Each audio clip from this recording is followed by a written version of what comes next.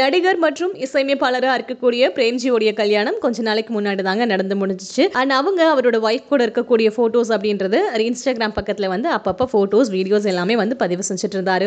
இசையமைப்பாளர், பாடகர், இயக்குனர், நடிகர்னு சொல்லி நிறைய பன்முக திறமை அப்படின்றதும் இவருக்கு இருக்கு. முதலாக சென்னை 6,28,000 அப்படின்ற படம் மூலமா 2007 வருஷத்துல வெளியான இந்த படத்துல தான் பிரேம்ஜி முக்கியமான கதாபாத்திரத்தில் நடிச்சிருந்தாரு. இவர் பேசின என்ன கொடுமை சார் இது அப்படின்ற வசனமும் பிரபலமாச்சு.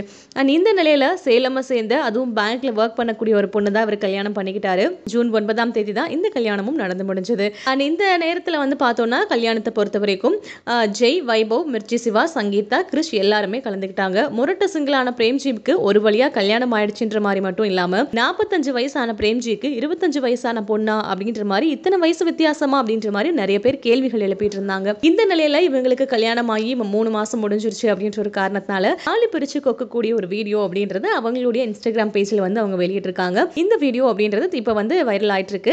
இதே நேரத்துல முருகப்பெருமானால வழிநடத்தப்பட்டு ஆசீர்வதிக்கப்பட்ட எங்களுடைய வாழ்க்கை பயணத்தை நாங்க ஸ்டார்ட் பண்றோம். அன்பு, விசுவாசம், அவருடைய இறைவனுடைய பாதுகாப்போட ஒவ்வொரு அடியிலையும் நாங்க ரெடியா இருக்கோம் அப்படின்ற மாதிரி பிரேம்ஜியே சொல்லியிருக்காரு.